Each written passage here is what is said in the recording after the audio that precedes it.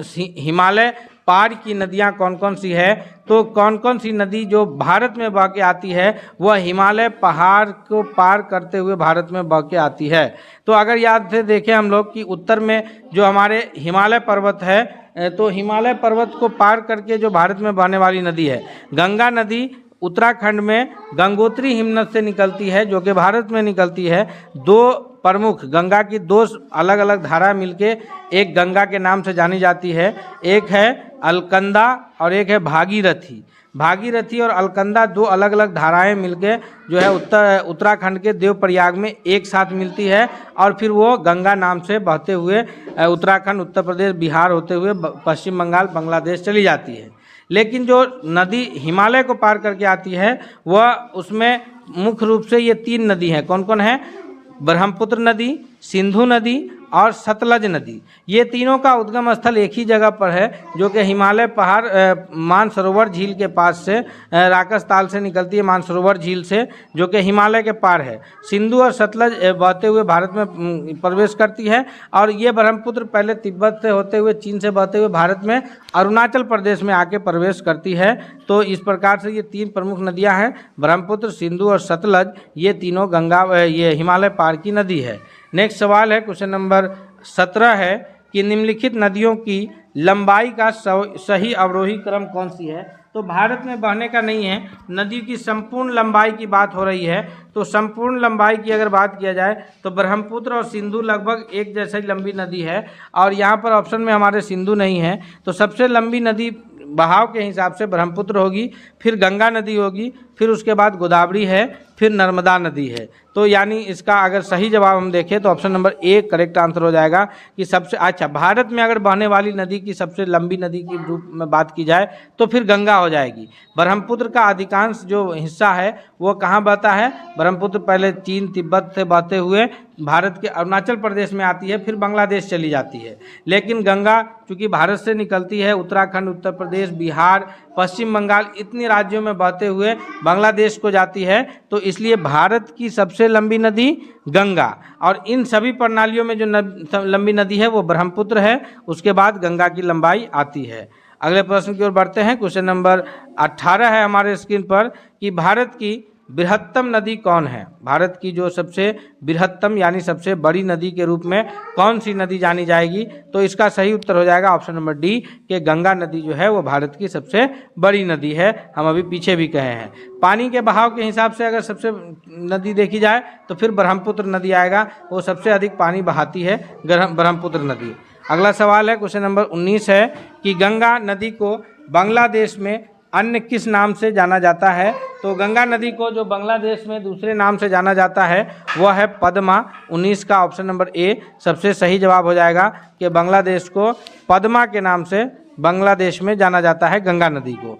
अगला सवाल है कि गंगा एवं ब्रह्मपुत्र की संयुक्त जलधारा किस नाम से जानी जाती है? यानी जब गंगा और ब्रह्मपुत्र आपस में एक साथ मिल जाती है तो फिर उसको किस नाम से जाना जाता है? तो जब गंगा और ब्रह्मपुत्र दोनों नदियां आपस में एक साथ मिल जाती है उसको जाना जाता है मेघना के नाम से। 20वां का ऑप्शन नंबर सी सबसे सही जवाब हो जाएगा। दोस्तों अगले प्रश्न की ओर बढ़ते हैं हम। क्वेश्चन नंबर 21 है हमारे स्क्रीन पर कि गंगा और ब्रह्मपुत्र नदियों का उद्गम स्थल क्रमशः कहाँ से है? तो हम पिछले प्रश्नों में भी इसको चर्चा किए थे, आप कमेंट करके बता भी सकते हैं कि गंगा जो उद्गमित होती है वह गंगोत्री हिमनद से दो अलग अलग धाराएं, एक भागीरथी और एक अलकनंदा के रूप में, और दोनों संयुक्त धारा, एक मान लिया ये भागीरथी है, दूसरी धारा ये अलकनंदा है, ये बी से भागीरथी, ये से अलकनंदा, और ये फिर संयुक्त धारा एक साथ गंगा के नाम से प्रवाहित होती है। यह उत्तराखंड से उद्गमित होती है। उसी प्रकार जो ये मानसरोवर झील के पास से जो तिब्बत में निकलती है कौन? ब्रह्मपुत्र नदी, और फिर ये आकर के भारत में अरुणाचल प्रदेश में आती है और आगे चल के पश्चिम बंगाल में ये नदी दोनों आपस में मिल जाती है। तो इस प्रकार जो उद्गम स्थल की बात हो जाएगी वो उत्तराखंड और तिब्बत में ब्रह्मपुत्र नदी को सांगपो के नाम से जानते हैं, याद रखिएगा। नेक्स्ट सवाल है कि विश्व का सबसे बड़ा नदी द्वीप माजुली, ये दुनिया का सबसे बड़ा नदी द्वीप है माजुली, यानी इसके तीन तरफ से पानी से घिरा है, नदी के पानी से घिरा हुआ यह द्वीप है, चारों तरफ से इसके पानी घिरा है नदी का। और ये माजुली जो दुनिया का सबसे बड़ा नदी द्वीप है यह कौन सी नदी इसका निर्माण करती है? तो इसका निर्माण जो है वह ब्रह्मपुत्र नदी करती है। ऑप्शन नंबर डी इसका सबसे सही जवाब होगा। अगला प्रश्न है कि निम्नलिखित में से कौन सी नदी दक्षिण से उत्तर की ओर प्रवाहित होती है? दक्षिण से उत्तर की ओर प्रवाहित होकर आने वाली जो नदी है उसमें मुख्य रूप से जो जानी जाएगी 23वां का वह है बेतवा नदी। इस ऑप्शन के हिसाब से गोदावरी, कावेरी, कृष्णा और बेतवा में बेतवा नदी दक्षिण से उत्तर की ओर बहती है। नेक्स्ट सवाल है कि निम्न में से किस नदी को बिहार का शोक कहा जाता है? तो हम सभी जानते हैं, इस क्वेश्चन को बार बार पढ़ते आ रहे हैं कि बिहार का शोक जो है वह कोसी नदी को जाना जाता है। नेपाल में सप्तकोशी के नाम से यह निकलती है और यह गंगा की सहायक नदी जो कि उत्तर से जाकर के गंगा में मिलती है।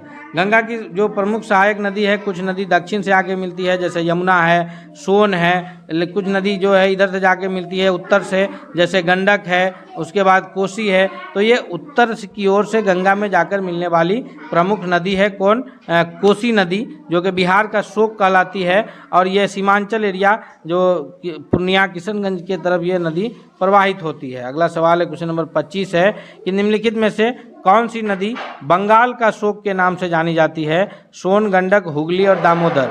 तो सोन तो पटना के पास ही ये में मिल जाती है तो ये तो जानी नहीं जाएगी। गंडक भी पटना के समीप ही गंगा में मिल जाती है। अब हुगली और दामोदर में से कौन सी नदी बंगाल का शोक कहलाती है? तो इस 25 का ऑप्शन नंबर डी हो जाएगा कि दामोदर नदी को जो है वो बंगाल का शोक के नाम से जानते हैं। अगला सवाल है कि वे दो प्रमुख नदियाँ कौन सी है जो अमरकंटक के पठार से निकलती है परंतु वे अलग अलग दिशाओं में बहती है? तो वो जो दो नदी है जो निकलती तो अमरकंटक के पहाड़ी से है लेकिन दो अलग अलग दिशाओं में बहते हुए वो प्रवाहित होती है। इसका सही जवाब 26वां नंबर प्रश्न का हो जाएगा ऑप्शन नंबर सी के नर्मदा और सोन। ये दो अलग अलग नदी है जो निकलती है और बहते हुए अलग अलग दिशाओं में प्रवाहित होती है। क्वेश्चन नंबर 27 है कि ये निम्नलिखित में से किस नदी को उड़ीसा का शोक के नाम से जाना जाता है? तो इस 27वां नंबर प्रश्न का जो सबसे सही जवाब होगा कि जो नदी उड़ीसा के शोक के नाम से जानी जाती है वो महानदी है, यानी ऑप्शन नंबर ए 30वां नंबर प्रश्न का 27वां का सबसे सही जवाब के रूप में आंसर जाना जाए। क्वेश्चन नंबर 28 है कि दक्षिण भारत के पठारी प्रदेश को कौन सी नदी दो भागों में विभाजित करती है? तो इस 28वां नंबर सवाल का जो सबसे सही जवाब होगा ऑप्शन नंबर बी के नर्मदा नदी जो है इसको दो अलग अलग भागों में विभाजित करती है। दोस्तों, भारत की जो नदियां हैं उससे संबंधित लगभग प्रश्नों को हम इस सेट में कवर किए हैं, तो हमें उम्मीद है कि इस सेट के देखने के बाद आपका जो भारत की नदियों से संबंधित प्रश्न है वो नहीं छूटेगा। इसलिए यह आपसे रिक्वेस्ट भी है कि यदि आप अब तक चैनल को सब्सक्राइब नहीं किया सब्सक्राइब कर लीजिएगा, क्योंकि हम हर प्रकार के प्रश्न आपके लिए लेकर उपलब्ध होंगे और ताकि इससे किसी भी प्रकार का प्रश्न आपसे छूटे नहीं। यह 29वां नंबर प्रश्न है कि दक्षिण भारत की नदियों में सबसे लंबी नदी कौन सी है? तो दक्षिण भारत की जितनी लंबी है उसमें सबसे जो लंबी नदी है वह है ऑप्शन नंबर ए गोदावरी नदी, जो कि वृद्ध गंगा यानी बूढ़ी गंगा के नाम से भी जानी जाती है। और यह जो है त्र्यंबक गांव से यह नदी निकलती है। कहाँ से? त्र्यंबक गांव से इसका उद्गम स्थल है और सबसे लंबी नदी है जिसका उद्गम और मुहाना दोनों भारत में है। इस रूप से यह सबसे लंबी नदी के रूप में भी गोदावरी जानी जाती है। गंगा सबसे लंबी नदी है लेकिन उसका मुहाना जो है वो बंगाल की खाड़ी में पश्चिम बंगाल के बाद गिरता है, तो इसलिए ये भारत की सबसे वैसी लंबी नदी है जिसका उद्गम भी भारत में है, मुहाना भी भारत में है। गोदावरी इस प्रकार सबसे भारत की लंबी नदी है। क्वेश्चन नंबर 30 है कि निम्नलिखित में से किस नदी को उसकी पवित्रता के कारण दक्षिण भारत की गंगा के नाम से जाना जाता है?